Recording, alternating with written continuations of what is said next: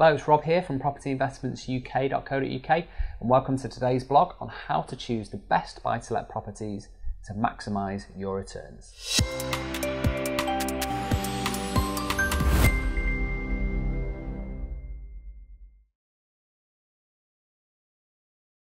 Okay, so what makes the best buy-to-let properties so great? And which properties give you the best returns for your investments? Well, property is no longer a short-term gamble on quick capital growth gains. For many investors, it has now gone full circle, and it's now back to how it should have always been, which is about the cash flow and the security of the assets. Arguably, therefore, with cash flow in mind, one of the most important factors when considering property as an investment is your rental yield. However, it's no good just having a yield on paper that looks great, it also needs to be achievable. So this is why choosing the right property is key, because reducing those expenses and minimising your rental voids, arrears and even maintenance, and maximising your return can both be achieved by selecting the right tenants and the right style of the property early on in your property search. So now let's just focus on reducing your actual property expenses and how you can consider that. So the first part of the equation, where the style of the property plays a large role, is in reducing your overall expenses. Now, maintenance can be a big part of this, and the age of the building and the style will certainly affect it as well. And regardless of where you tend to invest, you'll notice certain property styles will also dominate in a particular area. So for instance, medieval York, Georgian Bath, Regency Brighton and Victorian Manchester are just some of the styles that you'll see that define an area. Add to the mix the range of 1930s housing estates, modern flats or ex-council developments, and you can start to see the array of choices you potentially have for your buy-to-let investments.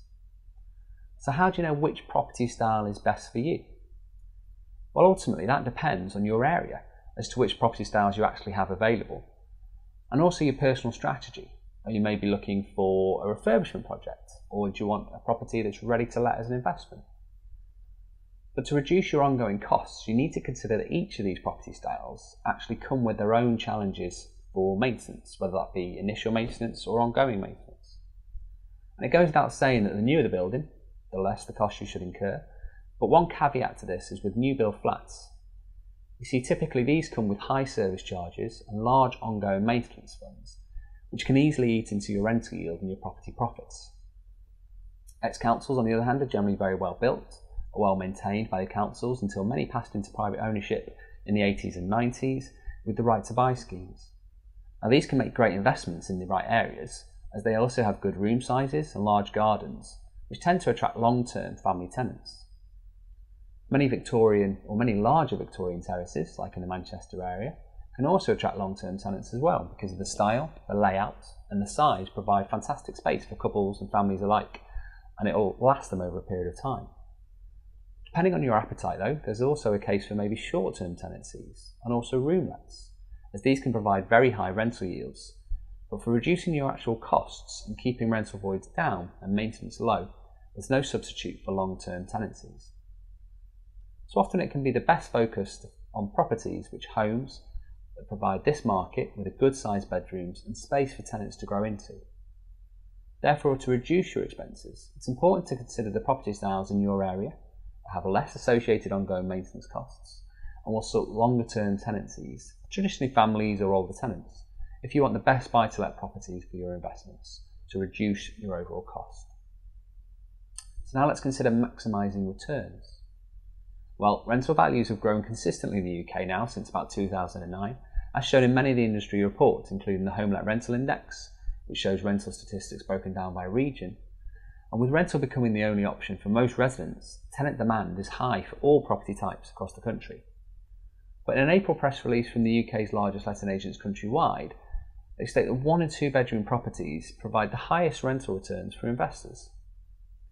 Now, I can see why the figures behind this back the reports up, but as larger properties are typically higher in value, and the increase in property value doesn't always correspond to a property's increase in higher rental income, this is why you get different kind of yields.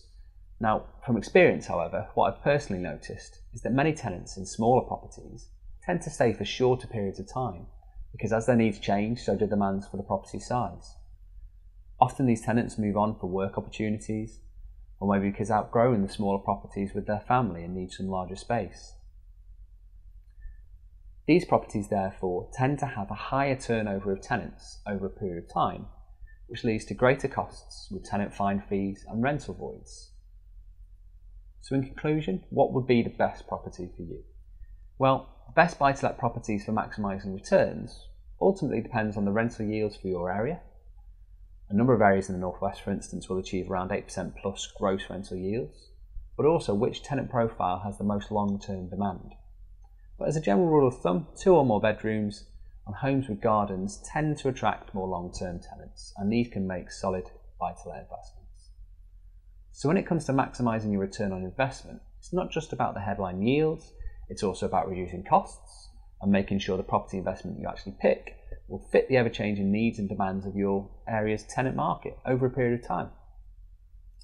So that's it for today's blog. Hopefully that's been helpful for you. It'll be great to hear your thoughts and what maybe house styles you prefer and what size of the properties you like as well for your buy-to-let properties investments. So if you could leave any comments in the page below or in the video below, that would be fantastic, and I hope to speak to you soon. Take care.